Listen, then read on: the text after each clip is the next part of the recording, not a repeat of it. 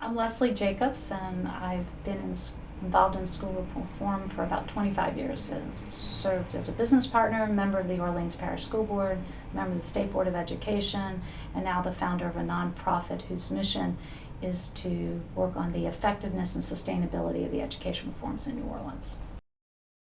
I'm curious how you got involved in education. You're a businesswoman running a business, mom with a couple of kids. What happened? I had moved back to the city, had a young child, and had always been involved, I guess, philanthropically and wanted to do something. And looked around, and long story short, I became a business partner. My brother and I adopted an inner city elementary school right by a housing development. And I remember walking in that school, and I was in my 20s, and couldn't understand why this was one of the lowest performing schools in New Orleans, because it looked like an elementary school should look. There were ABCs and there were rainbows and there were cute kids, but no learning was going on. And I just got bit. The passion struck. I mean, just this really core belief that in America, right, we pride ourselves in America as a land of opportunity. But these days, education's the ticket, and if you deprive a child of an education, you deprive them of all opportunity. And both my brother and I just became very passionate about public education. But you're a private school kid, so... I was.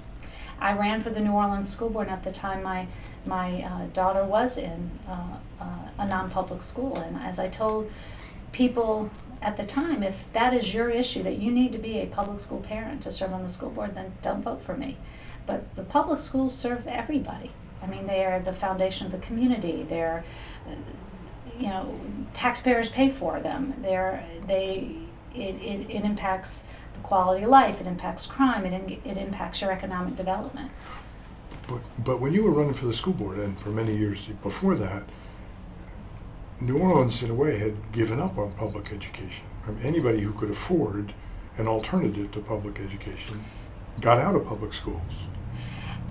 What is very fascinating, if you actually look a little bit more regionally, in most cities, your suburbs have really good public schools. When the white flight happened in New Orleans and they went to Jefferson Parish, they stayed in the Catholic school system. So the parish or county right next to New Orleans has the highest percentage of students going to non-public schools in the state, and probably one of the highest in the country. Over 40% of kids go to non-public schools in Jefferson Parish. So this tradition of non-public schools actually began, far more than you want to know, began in Reconstruction. Because in Louisiana, we were the only state that demanded integration of schools, and so the Catholic schools popped up back in the 1800s. Wow. So I mean, there's been a long tradition of this in this area. We didn't have the civil rights problems that other places had. Ours was in Reconstruction. You ran for school board. You had to run off. You won. Basically a predominantly black district. Then you went on the school board. What was it like being on the New Orleans Parish School Board? It's probably the most frustrating experience I've ever had in my life, serving on the New Orleans School Board. I still remember, it's this really unique feeling on election day, and these voters all go into the voting booth and they close that curtain and they're going to vote. And it's this sacred trust. And I went on that school board determined, that I was going to make schools better. I worked really hard. I worked 30, 40 hours a week, every week, not paid. I accomplished nothing. I was able to stop some bad things from happening, but in terms of trying to drive academic achievement, trying to set good policies, trying to really move the district forward, didn't accomplish anything. So is that why you made the jump from the local school board to the state bureau? No. Elementary and secondary education? The most depressing night I ever had, let me back up, the most depressing experience I had when I was on the school board, and there were lots of incidences to vie for that title. It was the United Teachers of New Orleans had asked me to judge their college scholarship competition. And so one evening, I went to interview the applicants, and they would walk in the room and they would give you their transcript and they would give you their essay that they answered. And it was, I don't remember the exact wording, the question was, why do you want to go to college? And I am sitting here reading transcripts. These are our graduates now, reading transcripts where these young people had straight A's in English, and I'm reading essays where I could not hire them for an entry-level receptionist position in my office. They could not do a noun-verb agreement. They could not write a sentence. They couldn't do punctuation, much less organize their thoughts in any form of a persuasive essay. They were given this in advance. They could have gotten their essays edited. When my children applied for college, they had 10 people proofread their college essays. But they were told they were really good. They had straight A's, and this poor young woman, she was from Kennedy High School, and she was saying she wanted to be an English teacher, and that's why she wanted to go to college, and she could not write a sentence. And she had straight A's in English all 4 years. And I just walked out of that room and said, we are just so lying to our kids. People keep blaming the children, they blame the families. We are telling these young people they are doing A work, and they are functionally illiterate. I got the essays, whited out the names, shared them with my colleagues on the board, and said, how can we wake up in the morning and look at ourselves in the mirror if this is our end product? We have got to turn around these failing high schools. I could not get my colleagues to do anything. That experience framed my belief that until we went down to school accountability, until we shined a spotlight on the schools, nothing was going to change. I then went to the data person for the district. And I said, the state had begun then the graduation exit exam. I said, I want you to do me a favor. I want you, the students took that GEE, graduation exit exam. The first attempt was sophomore year, they did English and math. I said, I want you to do me a favor. I want you to run by high school, by letter grade, how these young people did on their first attempt of the graduation exit exam. And we had a number of high schools where every single student failed the GEE, whether they had an F or an A. And so that experience so framed me that when I had the opportunity with Governor Foster to advise him for his transition team, to be one of his key appointments on the state board, I went there to work on school accountability, and this was prior to No Child Left Behind. Because until what was wrong in public education, at least in my perspective, was the risk-reward balance was off. So if we had redeveloped 7 schools, I had worked really hard, again, didn't succeed, to go to each one of my board members, say, pick a school in your district and let's redevelop that school. Let's just redevelop it. It's failing, let's redevelop. Had we picked the 7 schools, with a little bit of hindsight, here's what would have happened. The media would have found a well-spoken parent, principal, or teacher to say how horrible it was that we were going to close our school and redevelop it. 2 years later, if 2 of them ended up really turning around, and one of them was worse and the other were just a little bit better, they would definitely profile the school that was worse and say the whole thing was a failure. And so in the face of massive failure, there was no downside for the board's inaction. And there was major risk with very little upside if the board went on their own and redeveloped the schools. So what focusing on accountability did is it labeled failure. And it said, now, school board, we are telling you, based upon this standardized way of looking at it, these schools are not succeeding. What are you going to do about it? And it changed that risk-reward ratio. So now the pressure was on the board to take action, and there would be consequences for them for not acting in the face of failure. It was not that case until we put in accountability. So while you're on the board, the state board, you put in this accountability. Arguably, it didn't make much difference. Oh, it made a huge difference. New Orleans schools were terrible. And when Katrina, they were still terrible. So, you've been on the state board for 9 years at that point. Here's how I guess, call it rationalization. I view it slightly different than that. Our model of accountability was support and assistance. So in 1999 is the first time the state labeled failing schools. We gave New Orleans and those schools more money. We gave them technical assistance. And each year, other schools in other parts of the state would improve and New Orleans schools remained failing. In 2003, because of that failure, we had identified it, we helped them. You now were able to generate public disgust with the continued failure. Now, they had been failing for a long time and the disgust wasn't there. We were able to pass in 2003 a constitutional amendment that allowed us to create the Recovery School District. The Recovery School District is recovery from academic failure. Had nothing to do with Katrina. And it was when a school was failing for 4 or more consecutive years, the state had the right to take that school away from the local school board.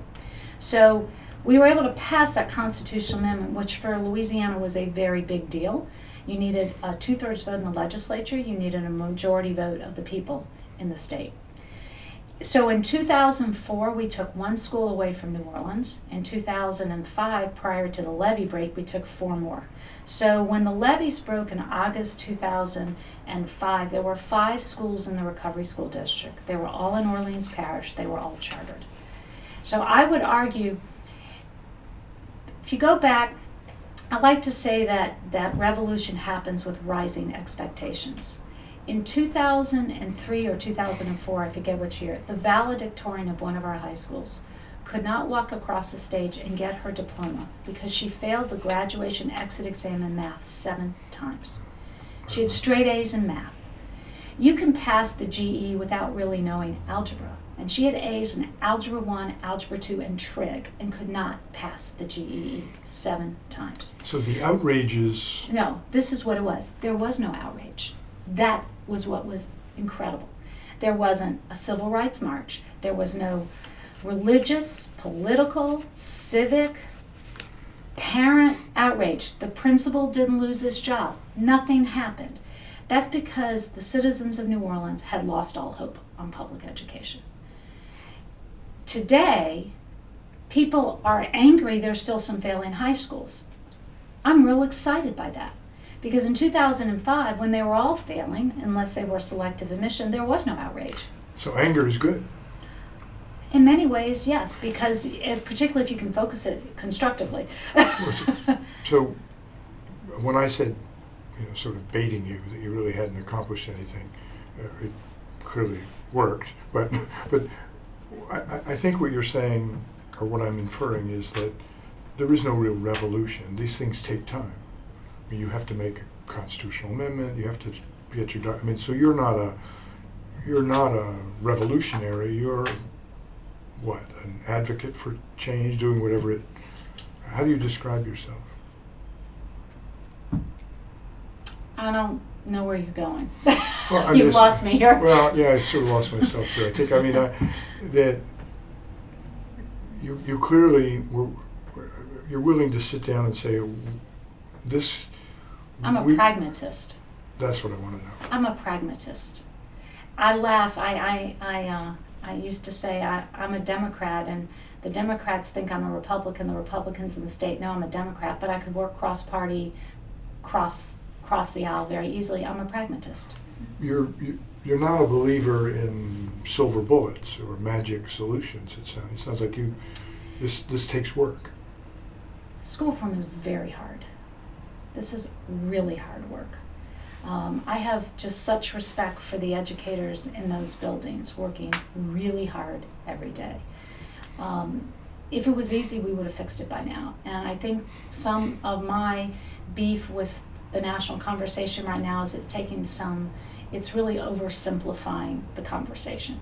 I believe New Orleans will have the best urban school district in the United States in years to come. We are transforming what was an absolutely failed system. We are in year 5 of this effort post-Katrina. We still have an incredibly long way to go. We've come great distances, but this is hard work. How close are you to being the best urban school? Oh, we have a ways to go. But the rate of improvement we've had thus far, the state did a study with ACT to align how do our state tests compute to ACT. I mean, I'm oversimplifying. But if I take that study and extrapolate it. We've grown in New Orleans the equivalent from 2007 to today to about 2 ACT points. A tenth of a percent point gain is considered big.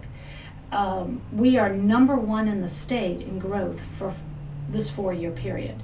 Prior to Katrina, we never grew at a rate faster than the state. And it starts building upon itself because you start getting students entering the next year classroom a bit more prepared than their predecessors.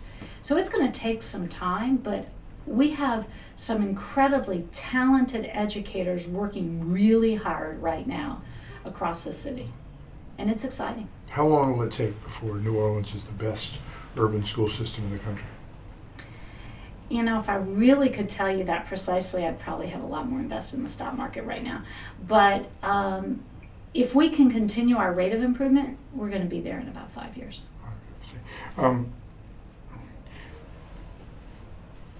The Recovery School District existed, and then Katrina and the flooding.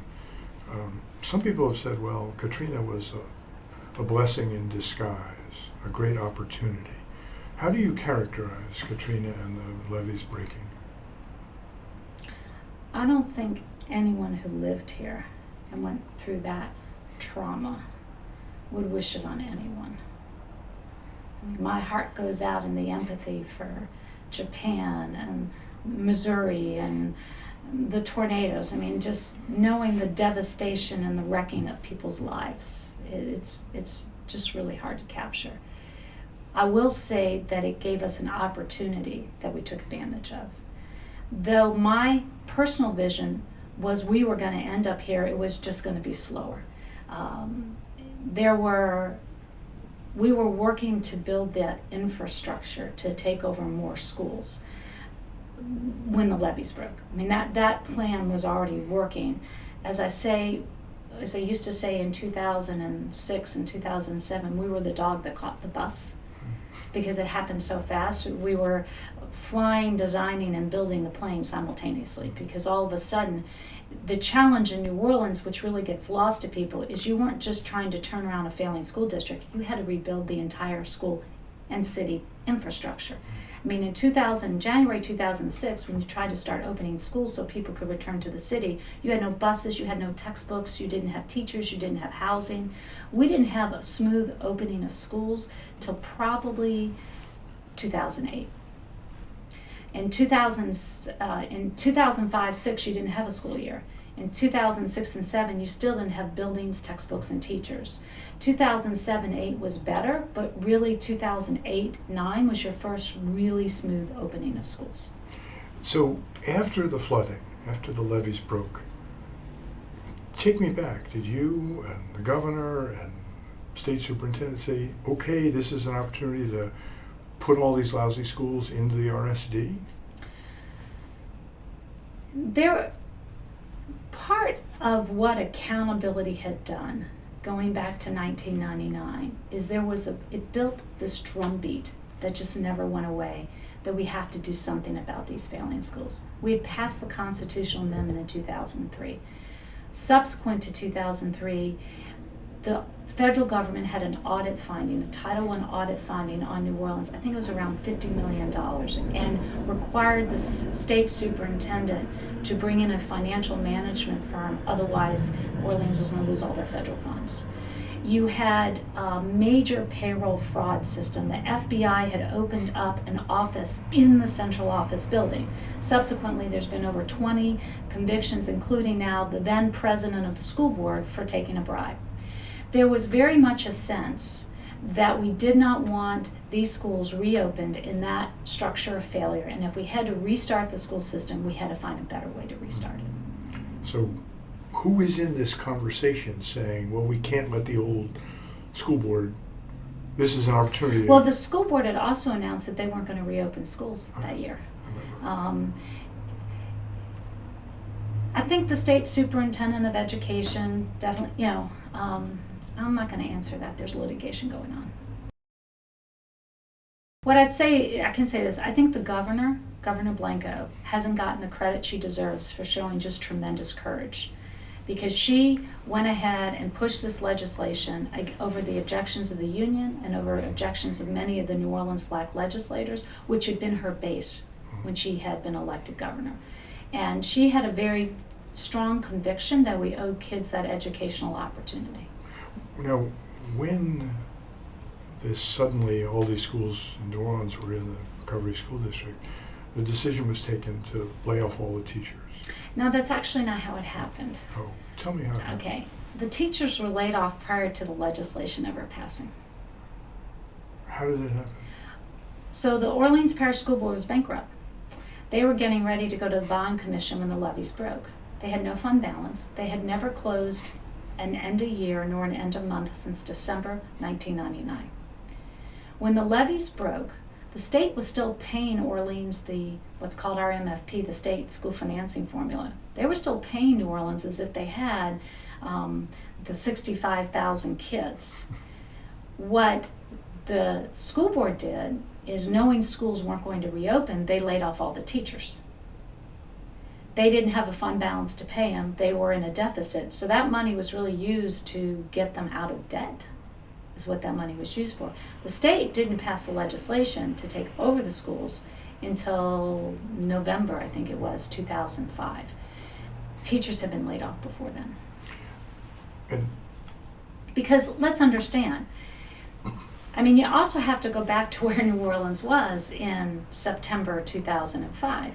The mayor had said the city was going to be underwater for months. The city was shuttered. I went into the city in October, and you felt like you were in a Hitchcock movie. It was like a smart bomb had gone off.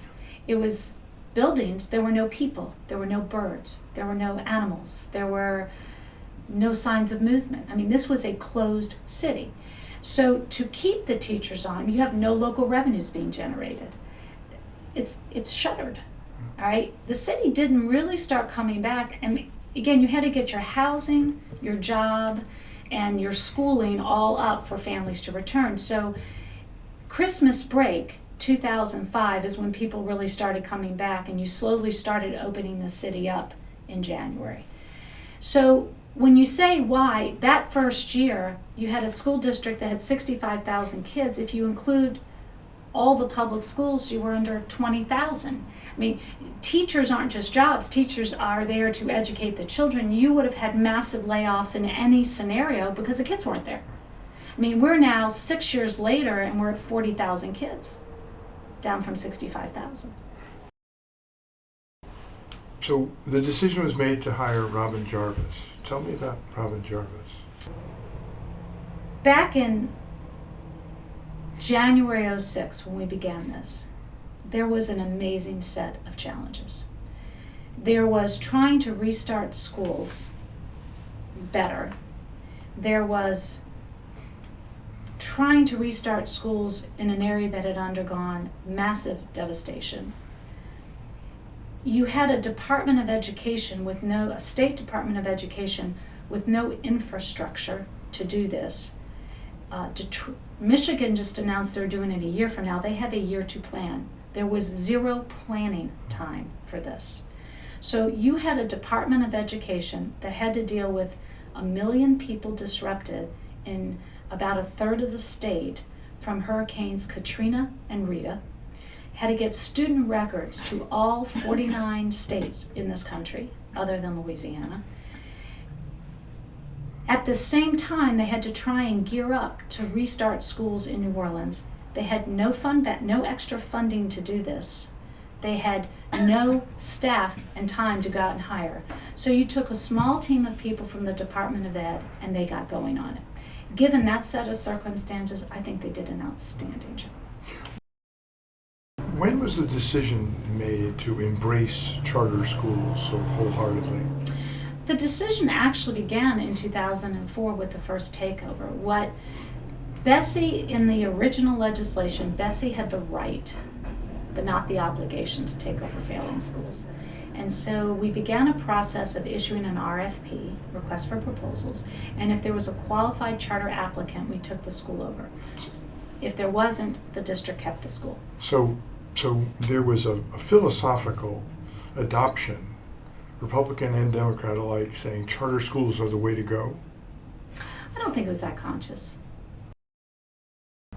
Superintendent Picard, Deputy Carol Wallen, some members of the Bessie Board did not believe the Department of Ed should be running schools. Also, you could not keep these failing schools forever with the Orleans Parish School Board. So the idea of finding qualified people to run them, it could be a charter. If the university wanted to do it under a different structure, they could. And so I'm still not convinced today that a Department of Ed, unless they've really structured themselves appropriately, has the capacity to run schools. That's really not what State Department of Eds are set up to do. We talked a little bit about Robin Jarvis, and she always struck me as being a little bit shell-shocked, but of course I wasn't in her shoes. So I think everybody was shell-shocked. Yeah. I mean, I think everybody was shell-shocked. I mean, the nature of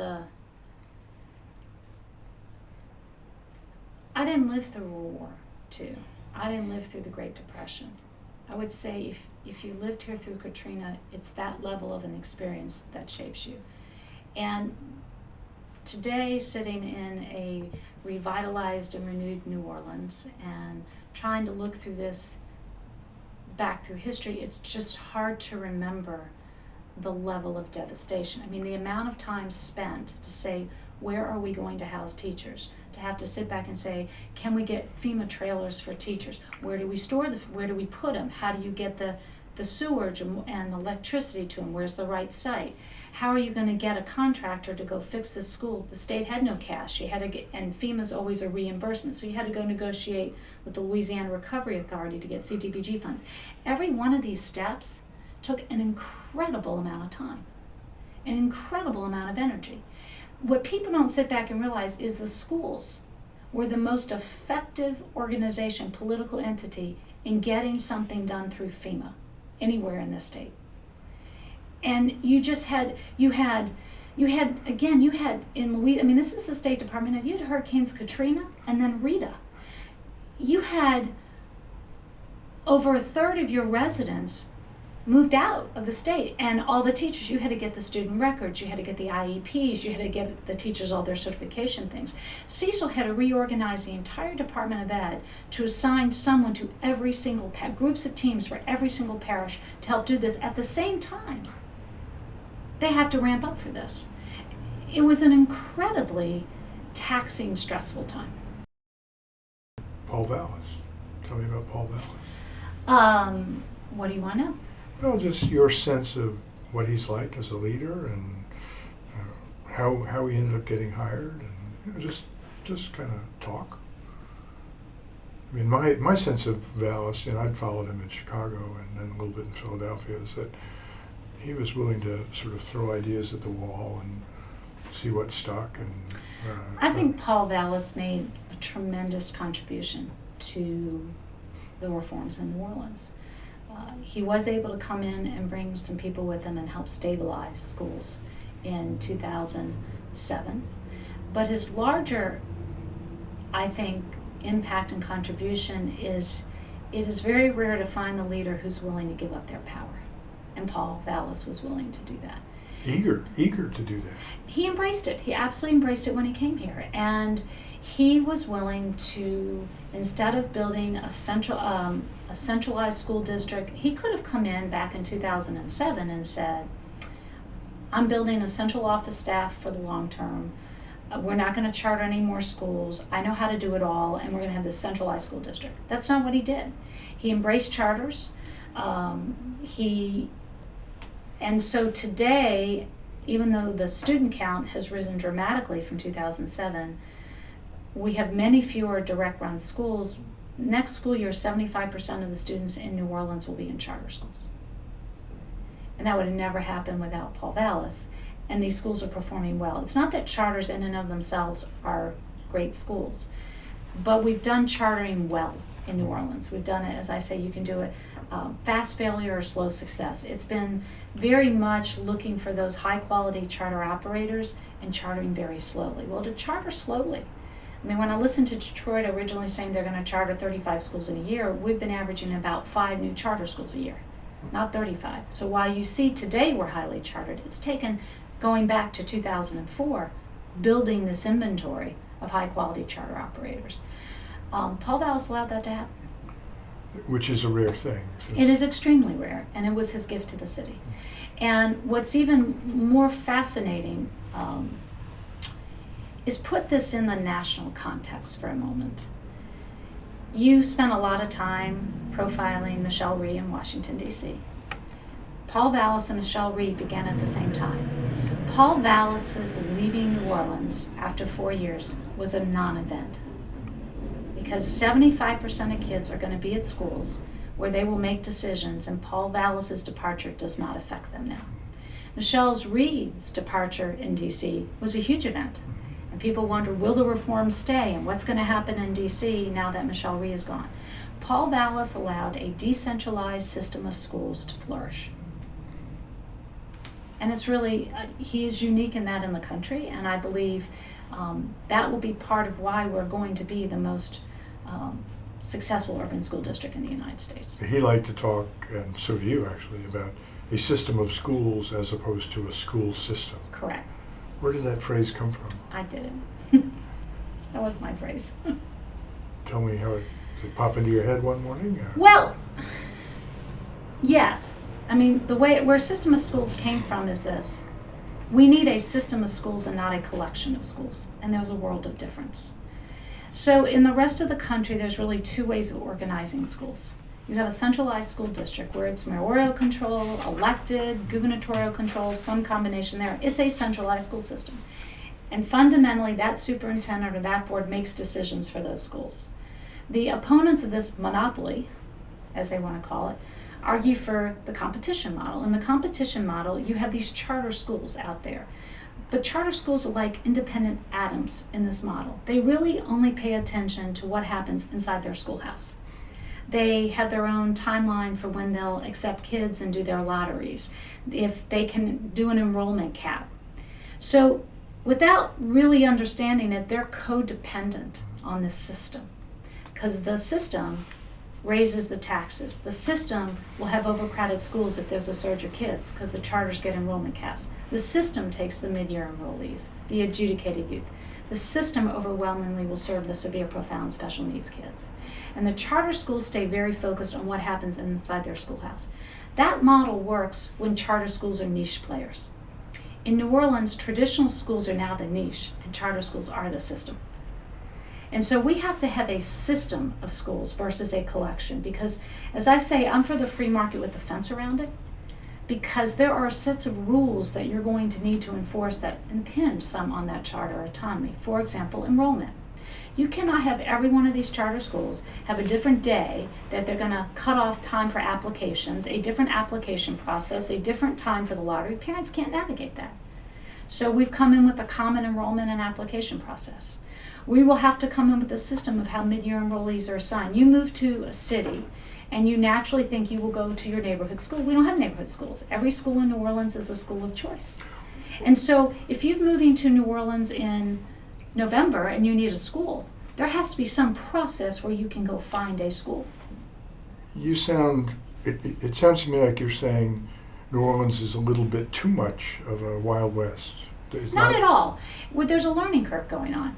If you were to take a snapshot of New Orleans every 6 months, we're building a new model, and there are issues we have to get our heads around and figure out solutions. But we're doing that. Well, but you have charter schools with selective admission. Very few. And what you have in that is they're all under the Orleans Parish School Board. None are in the Recovery School District. Louisiana law allows a school, an existing public school, to convert to a charter and keep whatever admission standards or zones, attendance zone it had prior to conversion. So back in fall 2005, after the levees broke, the Orleans Parish School Board, not the state, converted most of their schools to charter schools, and the schools that they still have were all selective. Most all of them were selective admission, because those were the ones they had that were performing above the state average. And so, yes, you had these schools were selective admission magnet schools before Katrina. After Katrina, they converted to charters and remained selective admission magnet schools. But there's just a handful of them. Are you philosophically opposed to charter schools with selective admissions? No. I don't think we should start new ones as charter schools, but I have no problem with these schools converting. But that says you are philosophically opposed to it if you're not going to start any new ones that way. The law is not set that way. In other words, a charter school, the only way a charter school can be selective admission is if it is a conversion. I'm not for changing that law right now, no. Well, I'm asking what you believe in. Do you believe charter schools should have selective admissions? To be honest, I haven't actually that isn't something I've really pondered. Well, ponder it. I have to think about that before I go on the record on, because to me, charter schools are a governance model. And so part of it becomes, and that's why it's not a philosophy. Let me back up. I support having some selective admission magnet schools. I support that. Now, if you're going to end up at the city that's overwhelmingly a charter model, then let them be charters. If they're going to be, if it's going to be a city where your schools are all direct run, have them be direct run. To me, the beauty of charter schools is they're an alternative governance model. Instead of having decisions made up on high, you have decisions made by a board that's focused on that school. If you don't have quality educators in the building, a really good school leader and really good teachers, there's nothing terribly exciting about the decentralized decision making. I view charters as a fulcrum, a leverage point. If you're a good school leader and you have the freedom of a charter school, you're going to run a good to great school.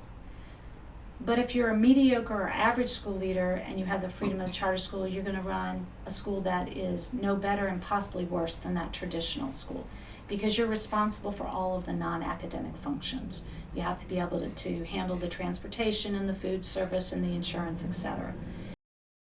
So in many ways, the centralized school district brings schools to the mediocre middle. They're going to tell those schools, this is what you need in professional development. And they're going to more gear it to the lower performing than to the higher performing schools. They're going to say, these are our policies for all schools. So where you have that school leader and that school team that really should be able to make their own decisions and can do well, that centralized school district pulls them back. But where you have that school leader that needs that type of centralized support, the centralized school district pulls them up. And so to me, I view charter schools as much more a governance model, and where you have good school leaders, the freedom that they can have inside that charter model to go from good to great, to really get that school where they need to be, is very powerful. I convened a group of school leaders in the city who were running good schools, charter schools, and I said, what's the most important thing for you about the autonomy of charter schools? The number one answer by every single school leader was the freedom to pick their staff, period. And in fact, there were two of them that didn't make it, and I emailed the question, and they both emailed their answers back to me, and it was the same answer. And so, but the irony is, you have totally different school leaders and totally different staffs they're picking. You have some that want all traditional educators, who have a degree from a college of education, very much years teaching experience. You have other school leaders that are picking Teach for America, young teachers. They're both very successful, and they're both picking very different types of teachers, but that's their choice. So charter school is not a silver bullet? I do not believe charter schools are a silver bullet, period. I think that they are definitely a piece of what is driving the reform in New Orleans, because they're attracting some really good school leaders, and good teachers are attracted to the autonomy of charter schools, and they're taking advantage of it. But we've been very selective about who we give a charter to. It seems to me that people around the country, when they look at New Orleans, the inclination is to say, aha, charter schools are the answer. Right. Is that misreading New Orleans? It's a piece of, charter schools are a piece of the puzzle. They're not the puzzle. And it very much concerns me that You asked me to describe myself earlier, and I told you I'm a pragmatist. It's really easy to take a complex problem and slap a simple solution on it. And it's easy to look at something years later and say, aha, this is the one thing they did, and if we just did this one thing, we too will be successful. The transformation underway in New Orleans is a result of a number of variables that are playing off of each other very synergistically, but it isn't one thing. Charter schools are a piece of the puzzle. So is recruiting and retaining some very high quality educators in New Orleans right now. So is the idea that we've created this movement, and it's a very fascinating thing. Let me back up. Probably one of the best unintended consequences of the charter school movement in New Orleans is that you have re-engaged the upper middle and upper class, black and white, back in public education, because they're all serving on charter boards.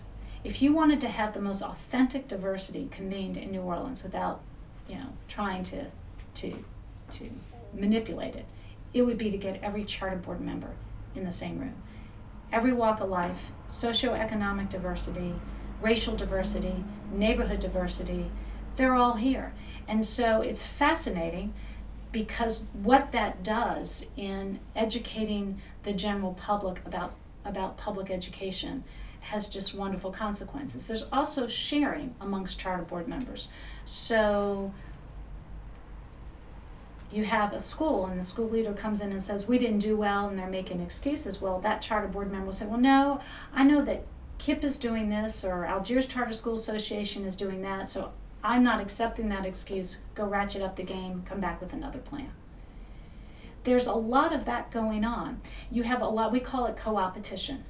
While schools are competing for bragging rights and teachers and kids, they're also very much cooperating with each other to say, I'm doing this and it works, you're welcome to come see it.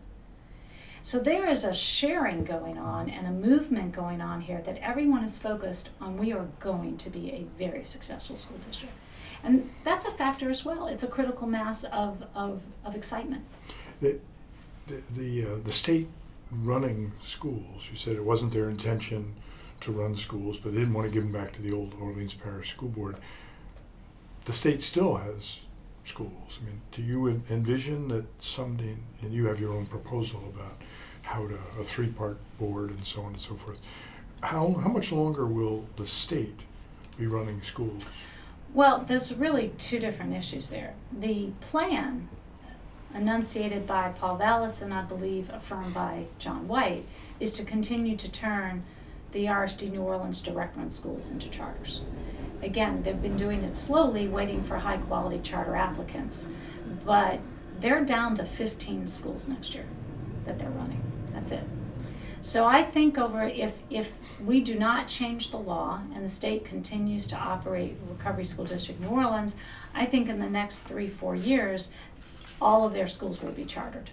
Why is there such a difference in performance between the RSD charter schools and the RSD direct run schools? And just one number is proficiency in 10th and 11th grades, 26% in the direct run schools versus 62% in the charter schools. The Recovery School District direct run high schools have not been successful. Who you talk to will give you different reasons. Part of it is, I'm going to let other people say why they haven't been successful. I really don't want to critique. But it's a fact. Correct.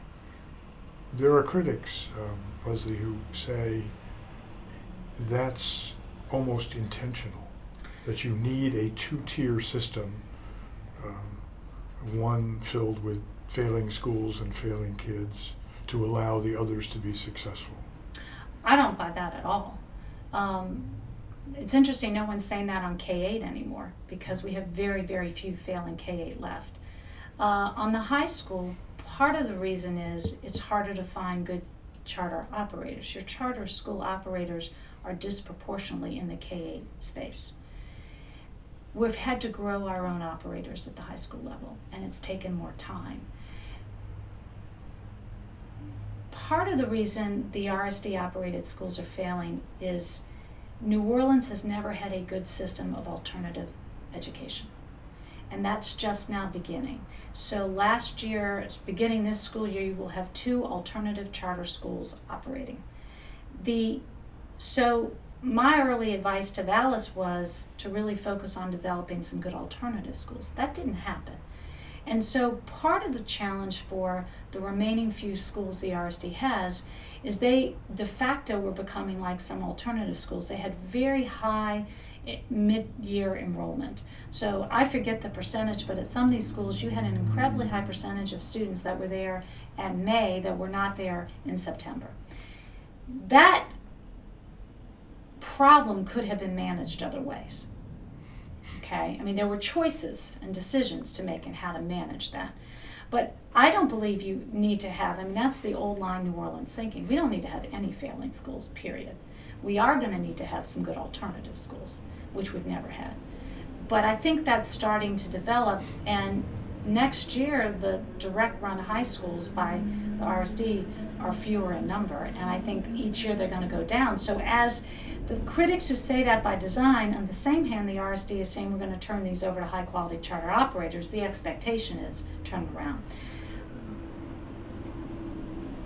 Turning around failing high schools is hard work. Nationally, we have very few success stories. I would say that the RSD did not do a good job on its direct run high schools. It was a hard challenge, and they didn't meet that challenge. I'm hopeful we will have some charter operators that do. But you reject the conspiracy theory. Well, you've got to have these failing ones in order to have the success. You've got to have a place to dump the kids. I totally reject that you have to have a school that's a dumping ground for kids. That is not what we need, nor should we have it. 2 is, every year the quote dumping ground schools are fewer and fewer. Mm-hmm. Before Katrina, 2/3 of students, of high school students, went to a failing high school. Last year it was less than 1/3. Before Katrina, Louisiana was last in the state for our seniors, just the seniors.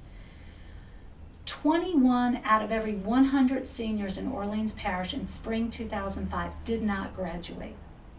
Overwhelmingly because they could not pass the graduation exit exam. 21 out of 100. We get them to senior year. This is ignoring the massive dropout rate we had pre-Katrina. You get them to senior year and they couldn't graduate. This year, 94 out of 100 seniors graduated. That's not 100% where we need to be, but that is a significant improvement. Our dropout rate is down. Our senior graduation rate is up. The performance, and when you take all high school students, is up tremendously. We still have some failing high schools we have to turn around. I believe we will do so. I asked you to talk about Paul Pastorak. You said no. In the coverage of this story, the national coverage of places like the NewsHour, you didn't get any credit, and yet everyone will say, well, the real force behind this was Leslie Jacobs. Has that bothered you in any way? What is it? Success has many parents and failures an orphan. If the RSD had failed, I would have been a single mom. But did it rankle you to see, Paul Vallis, Paul Pastorak getting... Paul Vallis and Paul Pastorak played critical roles. In many ways, when Paul Pastorak stepped in as superintendent, he did an amazing Herculean job of pushing FEMA to get the modulars built so we could have a start of school year in 2007. It would have never happened without Paul Pastorak. And we could have crashed and burned on that thing alone. We would not have had places to put students. Both of them embraced the reforms, internalized them and made them theirs. So their role was critical in helping to move the Recovery School District along. In many ways, the real heroes are the folks working in the schools. It's hard work. We've already talked about that. It's very hard work. But you weren't getting the credit you deserve. What do you want me to say? I would say probably the low point for me was when the New York Times did a story on the Recovery School District and credited Paul Hill, Paul Vallis, and Paul Pastorak with the conception of this, and none of them were involved with conceiving this. and the writer's name was Paul. Right? Who knows how that works? I think it was actually. Well, we owe you an apology. Well, I want to know why you think that is. Why did Yeah. the guy? Did you ever see Wicked? Sorry. Did you ever see Wicked? No. Okay, so I'm a history major, and Wicked says there's a song in there. So Wicked is the story of the Wizard of Oz from the Wicked Witch's perspective, and there's a song in there that to the victor goes the history. So the media's interest in the New Orleans story wasn't in 2005 and 2006, it was later. And when the media was interested, those were the leaders in place at the time. Cecil Picard died, Carol Wallen and Robin Jarvis are gone, and so they interview the people who are there. And I think that's probably as it's always done. I think that's it. It is what it is, right? Yeah, I mean, at the end of the day, I have to tell you, I feel really good on the impact on kids' lives. And I don't know, the reason I've been involved in education reform now for 25 years and have never been paid for it. I mean, the motivation here is I love my city, I love kids, I want to see these young people have educational opportunities in their lives. I was looking the other day at some of the data. In 2005, before Katrina, a gentleman named Dr. Tony Ricasner and I went and looked at Green Middle School because he was going to apply to take it over in the Recovery School District. I don't remember the exact number, but about 70% of the kids at Green had parole officers. And when we walked into that school, it was literally the farce that you read. There were teachers reading newspaper with their feet up on the desk and kids sleeping in the classroom. There was no learning going on in that school. Today, when you walk to that school, they have the edible schoolyard. Drew Brees, I think, gave them a field. That is going to be a 2-star school. There is true learning going on. A critical thing is New Orleans. When I was on the state board, we actually had the department do some data analysis, and we could show you that we could take the kids at the end of 5th grade when they were in a K-5 and look at them at the end of 6th grade when they went to the New Orleans horrifically failing middle schools, and they were performing at a level at the end of 6th grade below where they had left 5th grade.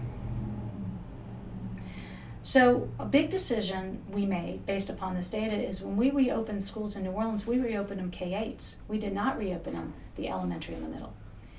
If you look at our 8th grade reading, which is in many ways a pivotal point, in 1999 or 2000, when the test began, only 23% of New Orleans 8th graders were reading on grade level, doing the ELA, English Language Arts.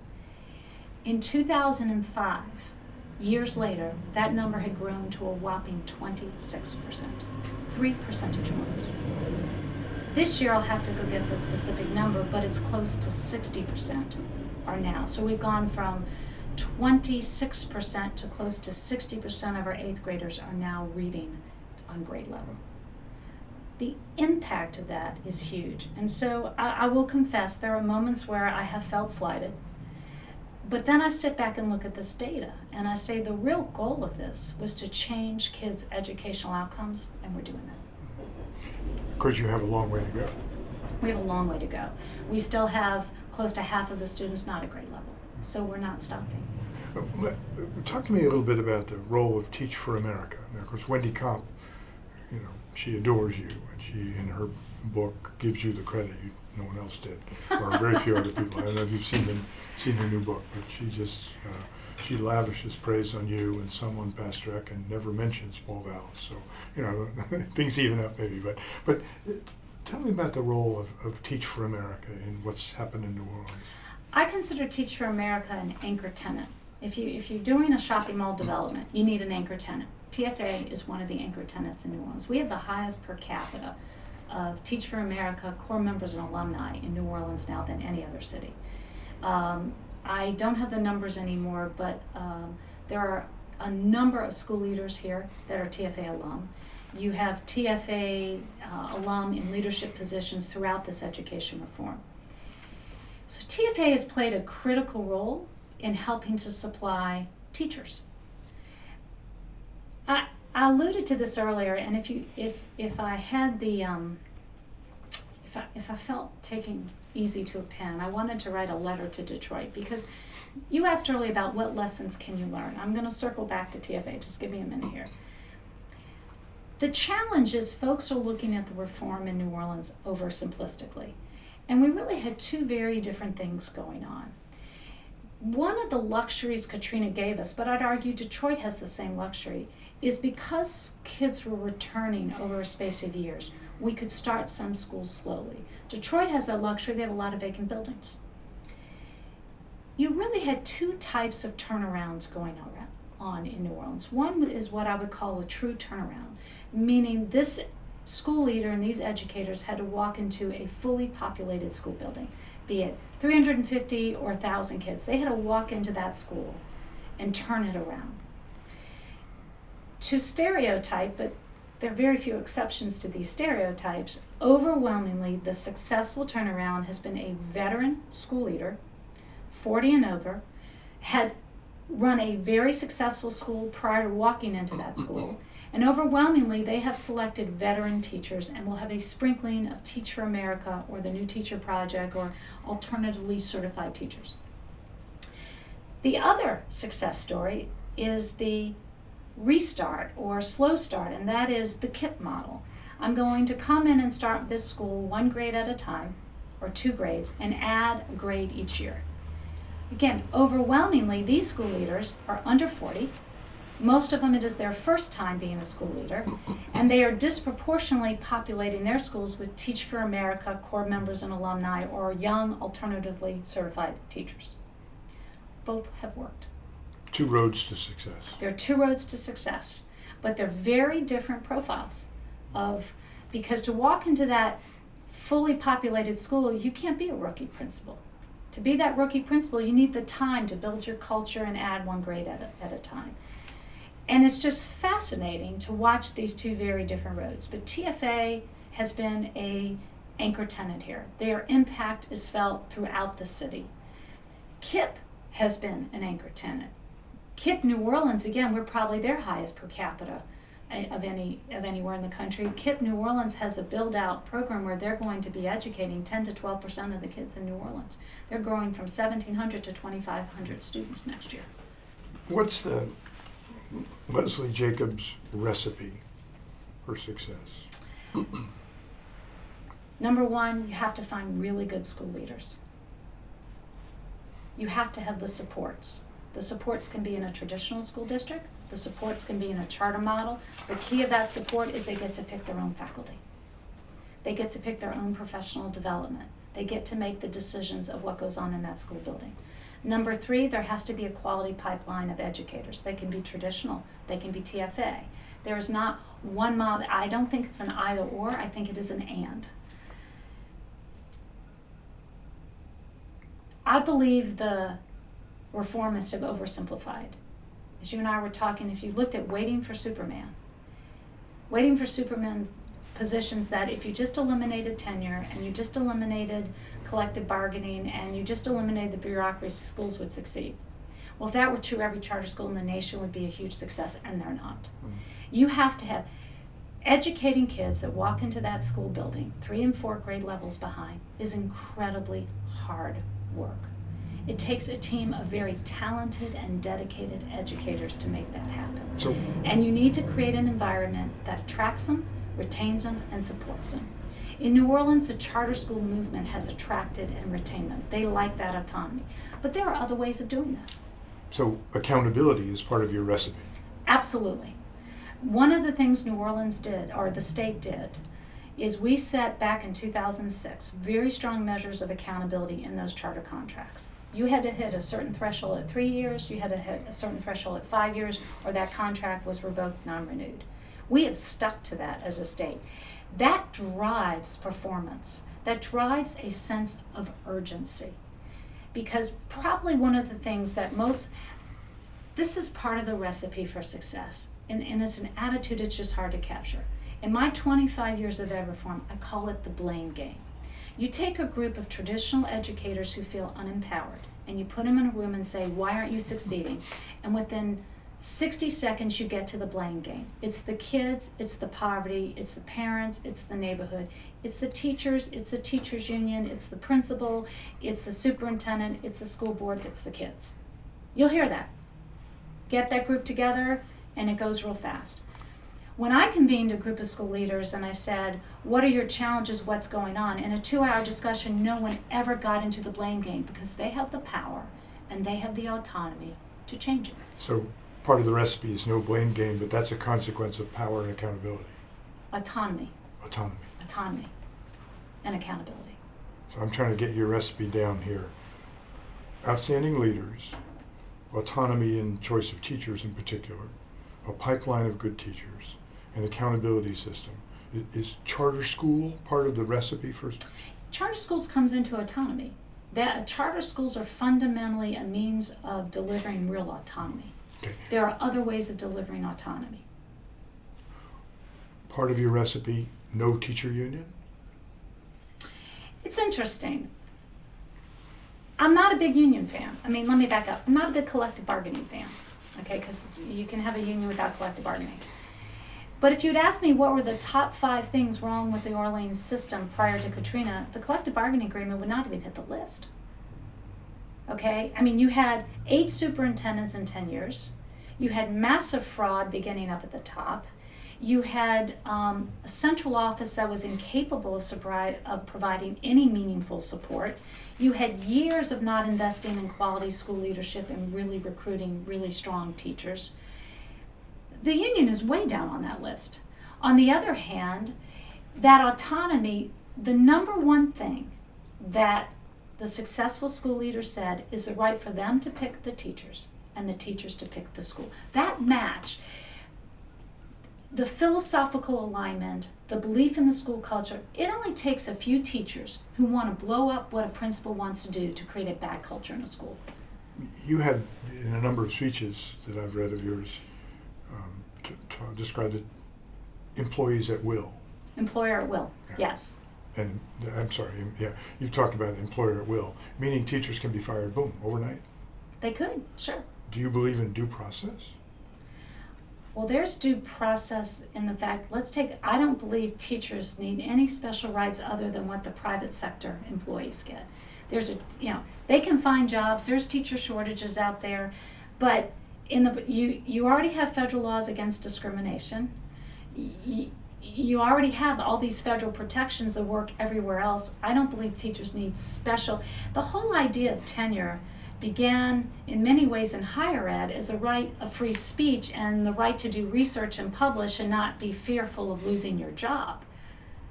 You don't need tenure in K-12 education. Charter schools, is there sufficient oversight of charter schools here in New Orleans? I mean, for example, we've heard all sorts of stories about special ed kids. They're being counseled to go, we'd love to have you here. You're certainly welcome, but you get much better over there, kind of thing. Is there sufficient oversight of charter schools? There needs to be some stronger oversight. The Recovery School District and Bessie and Orleans Parish School Board have the power to do that oversight. It is the special ed is a really interesting challenge. Before Katrina, New Orleans would take, let's say, 3 to 5 severe profound kids, and then put them in a classroom with a full-time teacher and an aide. Now that severe profound child shows up at a charter school, and there's one of them, and that charter school has to give them a full-time teacher. There are certain exceptionalities where there is real economies of scale. And so part of the challenge, I believe, the larger challenge for us in special ed isn't getting the child into a school, because that problem has lessened as we've worked through. Again, that was a much larger problem 3 years ago than it is today.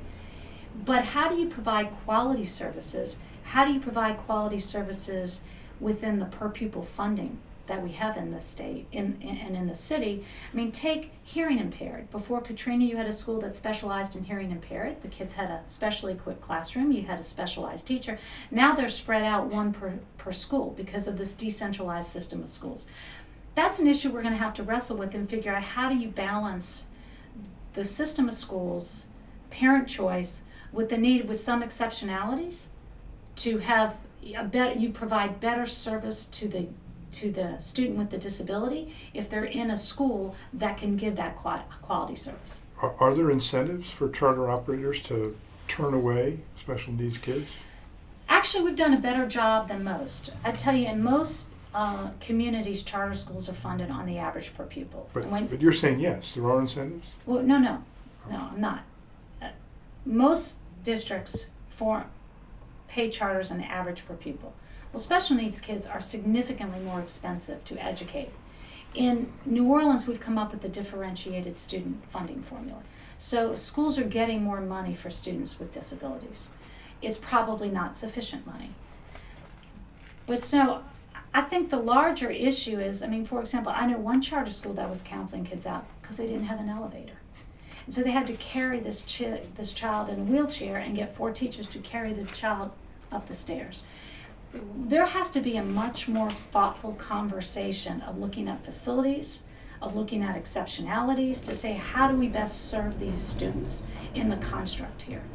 But I believe we need to do a better job with special ed. We need to do a better job with regular ed. Both have improved at a rate much faster than the state since we've walked in. Both were terribly failing before Katrina, but we still have to improve. I was asking you for thumbnail sketches of different people involved in this. One of the critics is Barbara Ferguson. Talk to me about her. Well, Barbara Ferguson was a longtime employee of Orleans Parish School Board. She was principal of Warren Easton, which she now attacks, which I find very interesting, because Warren Easton is one of those schools that isn't just pure open admission. She was the acting superintendent of the Orleans Parish School Board when I was on the board, so we go back in time. When I have really tried to delve into the anger point for Barbara Ferguson, the state had a definition of failing. Let me back up. Bessie, the State Board of Education, from 2005 until 2010, they're now changing it, defined a failing school as having a score below 60. Okay. When the state took the schools over after Katrina, in law, the legislature redefined failing school if a district was a district in academic crisis and said if you were below the state average, if you're a district in academic crisis, any school below the state average is failing, and Bessie, you must take the school over. And at that point in time, that only applied to New Orleans, and the state took over the schools. Barbara Ferguson insists that what was done was illegal, she's used the word unconstitutional, and that we manipulated the definition of failing school. That is the core of our argument. The second core of our argument is you should have no selective admission charter schools. Well, you can have selective admission charter schools. Our law allows it, and we have them. And they were selective admission before they became charter schools. So I'm not really clear what that argument is about. And number 2 is the legislature has the right to define in statute what it wants to do. But she says they moved the goalposts. Exactly, that's her argument. And therefore you can't trust the data. That last statement's not correct. The goalposts were moved. The way the scores are calculated has not changed. Bessie, the State Boards of Education's definition of failing school, did not change from 2005 to 2010. What the legislature did is say, if you have a score in essence below 85, we're going to put you in the recovery school district. And they said you were a failing school because the constitutional amendment gave Bessie the right to get the money for a failing school. But the consistency when we say we've gone from more than 2/3 of students in a failing school to less than 15% next year, the definition of failing school has not changed. We took over more than 2/3 of the public schools in New Orleans. We took over all the schools that were below the state average. Out of 120 some odd schools, the school board kept 16. But the definition of failing school in State Board of Education's policy did not change. She says that if you take out the scores of those admission schools, the so-called success pretty much goes away. that you really haven't had such great improvement. It's better, but it's nowhere near the kind of stuff that you all are trumpeting. Well, but she hasn't taken the successful schools out of the baseline that she's comparing them to in 2005. In other words, what they want to do is just take recovery school district schools and compare them to 2005, which is when you had all the schools. So what the state took over all the low performing schools, and she wants to compare that pure performance to how the district was doing keeping the high performing schools in. So it's a spurious argument. If you compare so let's step back demographically in New Orleans, pre-Katrina, post-Katrina. Today, we were 93% African American, we're 90%. We're higher percent free lunch today than we were, and about the same reduced lunch. I've got to go get the data. I think you can put it up, but I think we're 83 or 84% free and reduced lunch, higher than what we were. Demographically, we are the same. When you combine all the performance, we've grown about 25 points on our grading system, which is equivalent to about 2 ACT points that I referenced earlier. When you look at the percent of students meeting the state's proficiency goal of basic or above, the schools that the Orleans Parish School Board kept, those students were already at basic. The gains are from the Recovery School District. The Recovery School District schools, ignoring the Orleans Parish School Board schools, are #1 in the state in gain since 2007. Why is she so critical? She's really angry. Why? There are people in New Orleans, probably about 20%, 25% of the voters, very angry over the state's action, extraordinarily angry. I like to refer to it as the adult agenda. They're angry teachers got fired. They're angry at the state action. They're angry of the lack of power the elected school board now has. They're angry, some of them, that the school board doesn't have control over certain contracts. But there's a lot of anger. They feel it was done to them. It was done to them when the city was down on its knees with Katrina, and they're very angry. I can respect that anger, all right? But kids are much better today under this system. And what I can't respect, there are real problems. We have to do better with special needs, with services for students with disabilities. We need to continue to streamline the enrollment process. There are some charter schools that absolutely need more oversight. It is very hard to navigate this system, and there needs to be more, again, streamlining of that. But to try and sit back and say that schools and students are not doing better is a myth. They're doing tremendously better. And to sit back and say the state is in a conspiracy to lie about the data impinges upon the integrity of hundreds of really good people who work for not a lot of money in the State Department of Education. I mean, the state, it's the same test, it's the same scoring system, it's the same calculation today as it was in spring 2005, when 2/3 of students in New Orleans schools went to terribly failing schools. The irony of the high schools in the Recovery School District that are or directly operated is they are still really bad, but they're slightly better than where they were in 2005. Another charge that she makes is that the charter schools have this fluid rules on suspensions and expulsions. Okay, and so let's back up. Let's first talk about the data. Educate Now takes the data for Orleans schools and Recovery School District schools, all of them, and adds them together in the exact same manner it would have been done in 2005. So whether you think charter schools are expelling or suspending kids wrongly, whether you think they're under-enrolling special needs kids, when you take all schools, all children, you're including all of those students in the data, all right? So when you take all schools, all students, whether they're chartered or direct run, and you compare 2010 to 2005, we are #1 gain in the state. We've been #1 every year except for this year we were #2. We've grown the equivalent of 2 ACT points. The percent of students reaching the state's proficiency goal, which is about equivalent to basic on NAEP, has risen dramatically. dramatically. Okay. That's the glass half full. We still have far too many students performing below grade level. We still have some failing schools. We need to do a better job with students with disabilities. We need to make it easier for people to navigate the system of schools. And we're moving in that direction. And every year we've gotten better at those things. But we're not where we need to be. But to sit back and try and say that because the definition the legislature used to take over the schools is one definition, that therefore the state is lying about everything, is absurd.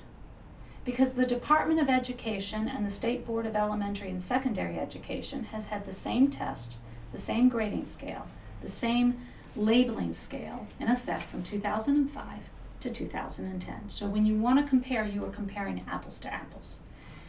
The number of academically unacceptable schools has plummeted, and the number of 1- and 2-star schools as a percentage has increased dramatically. Someone said to us, actually I think it was Sarah Houston, was talking about how charter schools are now the establishment. Just in a conversation, she said that she had been talking to a charter operator who wanted to put in an innovative curriculum in the arts, but didn't do it because it would take too long to become part of the fabric of the school and bring about the gains. And what he was saying to Sarah, and I haven't talked to him, essentially was that there's so much pressure to get test scores up that he was afraid to innovate.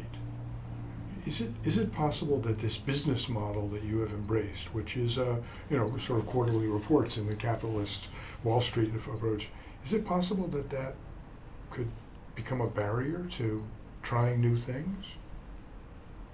So there's a lot of evidence, for example, that music really improves math scores. To me, there are some very successful schools in New Orleans that have integrated the arts. What he said is, I guess if it's too slow to show gains, I would argue that we need to teach kids how to read. Now, you can integrate arts very effectively in teaching young people how to read. If he felt he couldn't do that effectively, then probably he should. But do you worry that there is too much reliance on these essentially fairly simple tests? Louisiana kids are probably the most tested kids in the country anyway, but do you worry that's that probably actually not true. Do you worry that there's too much emphasis on those baseline test scores? I'm not an educator, and I read about the discussion back and forth.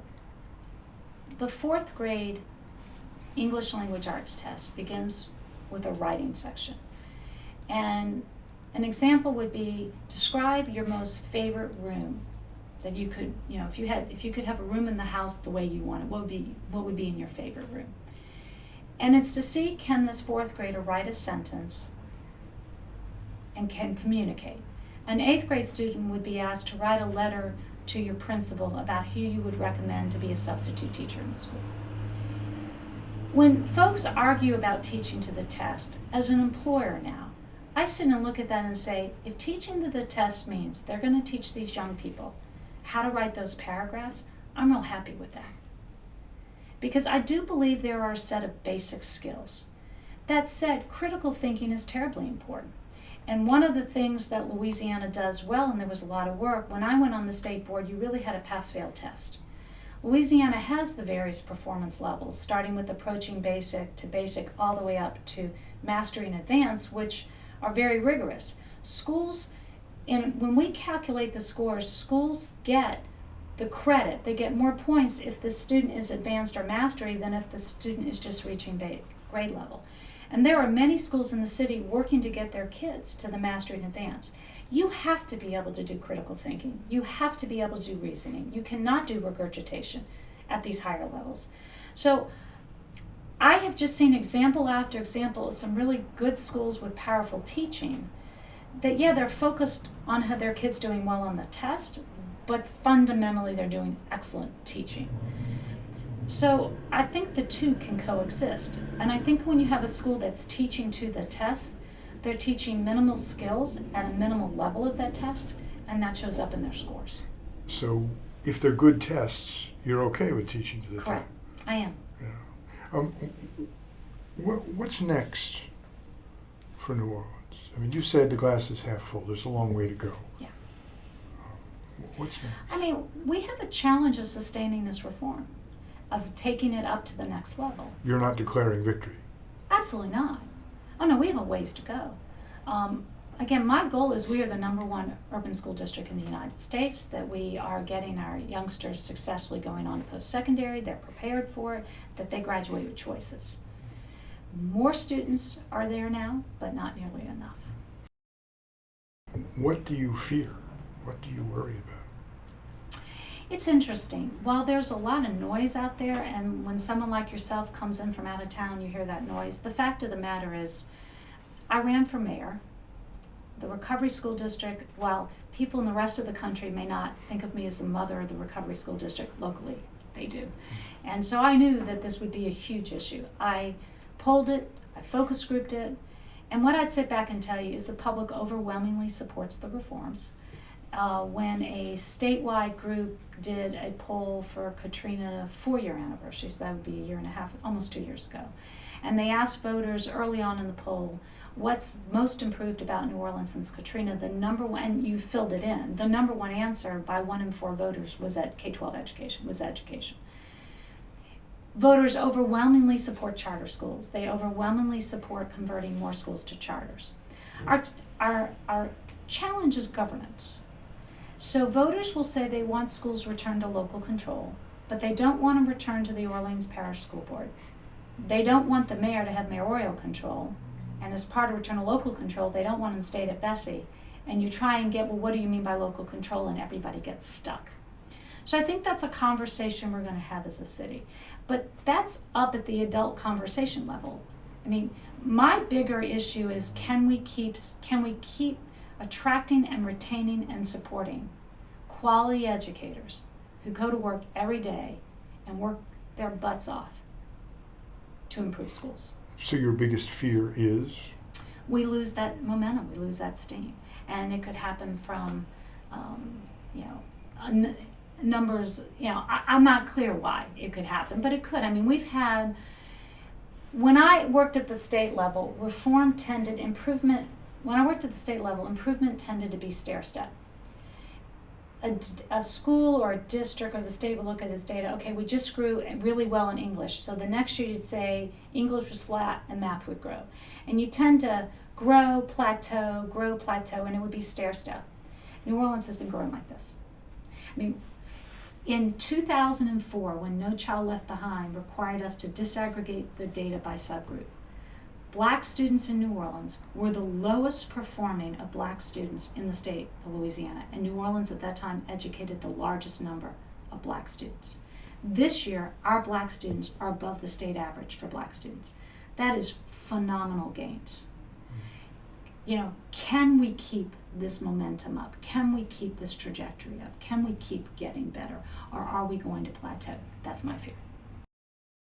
Is it your intention, Paul Dallas said it was his intention to drive a stake through the heart of the old Orleans Parish School Board so it could never reemerge in that way?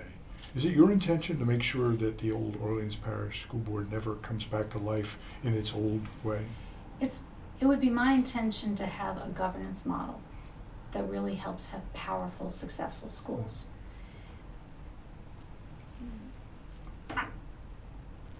I don't believe New Orleans wants to give up an elected school board. I don't believe charter schools are going away. And when I convened the task force, those were my 2 bookends. I had people in the room that wanted charter schools to go away, and I said, not going to happen. And I had people in the room who wanted an elected school board to go away, and I said, I don't think that's going to happen. Because not only will that be a constitutional amendment of some sort and Justice Department approval, but the voters of New Orleans consistently do not want an appointed school board. And so what this model tried to do was, with those two bookends, we're going to have charter schools. They're not going away. And those of you who want all the schools returned back to the Orleans Parish School Board and Humpty Dumpty put back together again, not going to happen. The people around the country look at New Orleans, maybe even Arnie Duncan, but the people look at New Orleans and say, that's an example of charter schools transforming urban education. Is that a fair description? Oversimplification? That's an oversimplification. You have to have high quality charter schools. So we've non-renewed some charters. We've had schools turned in their charters. Credo did a study on charter schools, and they said, out of Stanford, and they said the majority of charter schools perform no better or worse than traditional public schools. I believe that, because it's that fulcrum. If Detroit just charters a whole bunch of schools, and they're not upgrading the quality of school leadership, they're not aligning the teachers in the building with that school leadership in the delivery of the mission, the schools will not be better. The lessons that Leslie Jacobs has learned. Actually, I've tried to be reflective, because what concerns me is that people take the wrong things, the wrong lessons away from the New Orleans experience. So let's talk charter schools. Louisiana has the Recovery School District New Orleans and Recovery School District State. At the state level, the charter schools in the RSD are performing worse than the schools they took over, because the state did not do a good job of selecting and supporting those charter schools. So it isn't just the charter schools, it's high quality charter schools.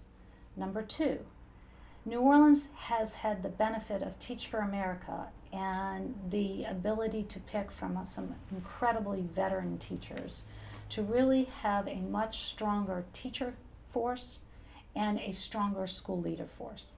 If you don't change the educators in the building of the failing school, and maybe not all of them, but the leadership, the vision, that everybody's marching in the same direction, you will not turn around a failing school. You can't just reshuffle it. You have to make real changes in that failing school. Accountability is critically important. For all the detractors, I believe the sense of urgency that the accountability put in place to say you have this time to show this improvement or someone else is going to do it was very important. But you have to give schools 3 and 4 years. You can't say we're going to look 2 years later. That's not enough time. That the community, I call it what New Orleans put together is the civic architecture of support. And this isn't an elegant phrase, and I apologize for that, but I haven't come up with a good phrase yet. But part of the success here is that civic architecture of support around schools. It is the charter boards.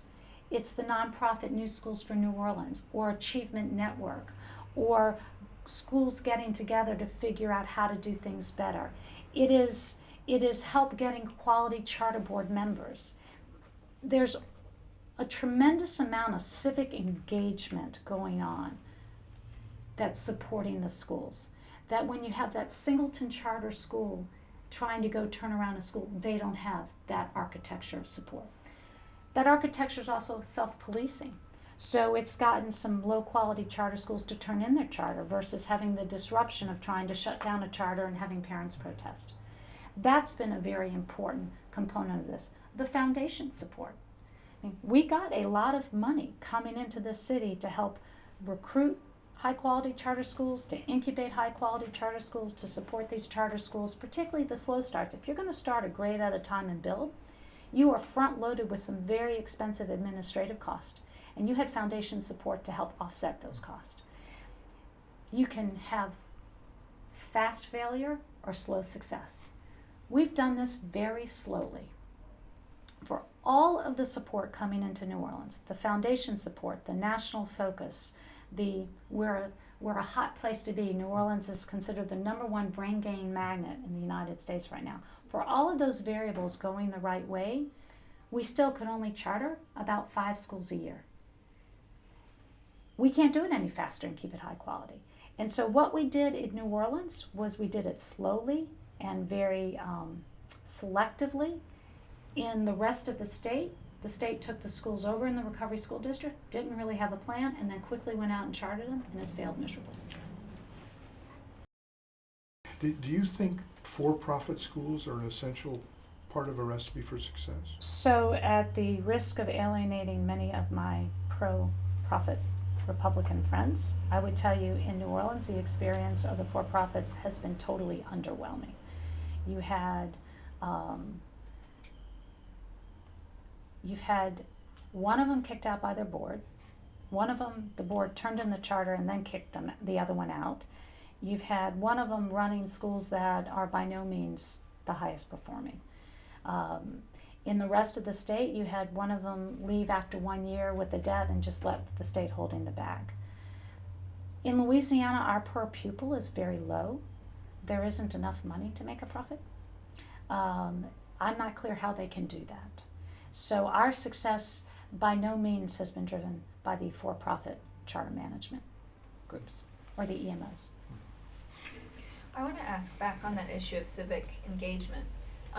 We've heard a sense from some parents that the reason this state takeover happened immediately after Katrina was that the people who lived here weren't here, that it was somehow done at a time when the public wasn't able to engage. I'm wondering if you can respond to that.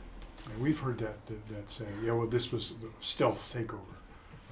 The residents weren't here, the state came in and boom, took over.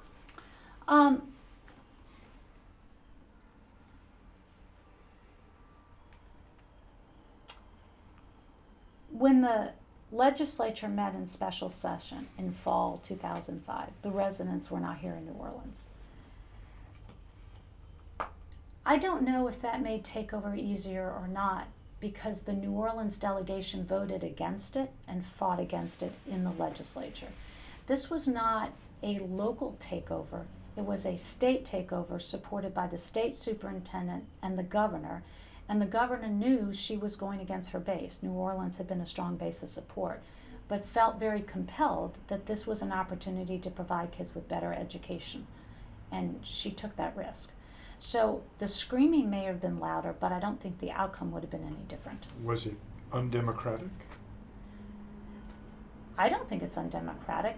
The schools were terribly failing. The state, it was passed by a democratically elected governor and a democratically elected legislature, and states have intervened in failing urban school districts all over this country when they haven't been evacuated by a major levee break. What we did different in Louisiana, but that framework was done in crafting the constitutional amendment. Let me roll back a second. In 2003, when we had to pass the constitutional amendment, the Orleans Parish School Board came out against it, the City Council came out against it, and the local teachers union came out strongly against it. Because they knew it was aimed at New Orleans. Absolutely. That was the key driver of this, is the sustained chronic failure of public schools in New Orleans. It was my personal goal that that constitutional amendment would pass Orleans Parish. So I hired someone and did a direct mail piece into chronic voter households and showed it was the cover was a picture, and half of it was in color and half of it was in black and white. And it's more detail than you're going to want. You're not going to cut all this out, but it's fascinating. There was a chain link fence down the middle, and on one side in black and white were two African American elementary school kids, clearly in public school uniforms, looking through that chain link fence, and on the other side in color was the Central Business District. And the caption said, "Locked out." They were locked out of economic opportunity by our failure to educate them. The constitutional amendment passed Orleans Parish by the same percentage that it passed statewide. So the voters of New Orleans had already voted to establish the Recovery School District, and the Recovery School District had already taken 5 schools away from the Orleans Parish School Board. You then had, again, an elected governor supported by the voters of New Orleans and an elected legislature make this decision. So no, it wasn't undemocratic. Then the levees broke. The law was already in place for the state to take over failing schools, law clearly aimed at the city of New Orleans. If there had been no Hurricane Katrina and the levees, would the state have taken over schools in New Orleans? I think it would have been a slow build. because you are going to, my thought process with the Recovery School District, going back to revolution happens with rising expectations, is people did not believe that we could successfully educate these kids, and they had written them off. So it was my hope that we would go from 1 to 5 to 10 to 20 schools in the Recovery School District, demonstrate that in fact we could take the same children on the same dollars in the same dilapidated buildings and have them learn at much higher levels, that would stimulate massive changes in how schools were running. It was a slow build.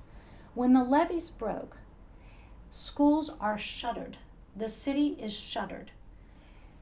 I think there was the strong belief at that point in time we were not going to let the Orleans Parish School Board reopen these schools in a system of failure. That with the schools shuttered and the opportunity to start it over again, we were going to take advantage of that and do a much better job. And we did. But people talk about the kids coming back to New Orleans, and they've been in this lousy school system, but talk about the kids who came, what they've been through and the impact of that. When I talked about the gains, people from afar want to say, oh, well, it's not the same kids, implying that somehow or other the kids we're educating walk into our schools at a higher starting point. Nothing could be farther from the truth. What it is hard for the public to get is the amount of total stress and disruption that everyone has gone through, and it affected my children. It affected everyone's children. You can measure percent poverty. You can't measure post-traumatic stress. You can't measure the mental health issues that every one of these children went through. I still remember talking to a principal at one of the schools in 2007, and he was exhausted, and he said, they came back, I had to teach them how to play again. They did not have a clue how to be children.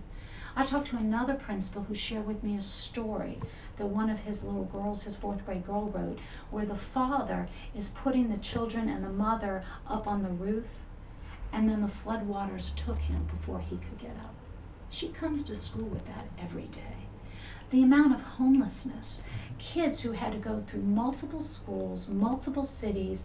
We had children coming back without their families because they wanted to be back in the city and they were living by themselves.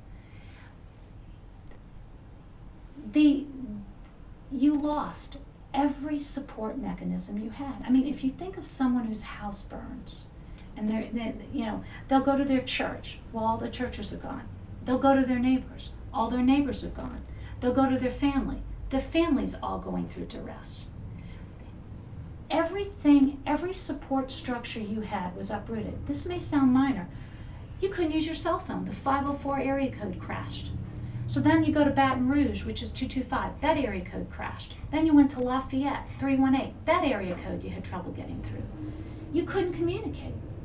The mental issues that these young people come back with. I remember Robin Jarvis doing a survey, and every child had mental health issues, so she added a day onto the class, brought in social workers, and had structured social work time so no child had to volunteer that they needed the help. Now, our children came back losing months and years of school time, phenomenal unmet mental health needs, families torn apart and disrupted, and our educators have had to deal with that challenge.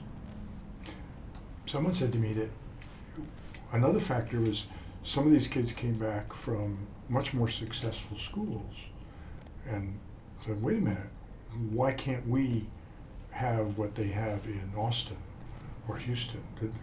Was that a piece of it as well? Particularly the high school kids. You had some high school, because they could articulate it more, so you had some high school kids coming back saying, I have seen better. We must have better here. Absolutely. But that doesn't negate the challenges that walked into the door for the schools to have to deal with. And you didn't start better, because you were coming back. We still have, someone asked me, has all the new construction helped drive the academic gains? Okay, we're constructing schools, but we have thousands of kids in modulars, we have thousands of kids in old buildings. There has been a total of 4 new schools open, newly constructed schools. I mean, that will be, in 10 years, we're going to have a wonderful school facility plan. But we just finalized the settlement with FEMA last year. It took 5 years to get the settlement. That's what's hard to capture from someone watching this sitting in their living room that didn't go through Katrina. When you pass judgments on what happened in that 06-07 school year, or what happened at a certain point in time, the brain does, it's like women forget the pain of labor. The brain doesn't want to remember the true degree of agony, but those children at the Superdome and those children on roofs for days came back to our schools and we're educating them. New Orleans has tremendous homelessness. We have a very high murder rate, and it is not gang, it's people killing people they know. And there's a lot of it going on with people in their young 20s. That's, in my opinion, a Katrina effect. I mean, these kids were just totally uprooted from everything, and you have, the families are dealing with a lot. Again, saw a presentation from Lafayette Charter School. They're out raising money. They send their kids home with food baskets for the weekends because the kids aren't getting enough to eat. Is there a day in the future, a year from now, 5 years from now, when you can say, success, we've made it? Those who know me would say, I don't know if Leslie's capable of that. I always tell the story, my daughter was graduating from college and sent her resume to both me and my husband for feedback. My husband emails her back and says, this is great, you're wonderful. I email her back and said, call me. We can always be better. I mean, I don't think perfection exists.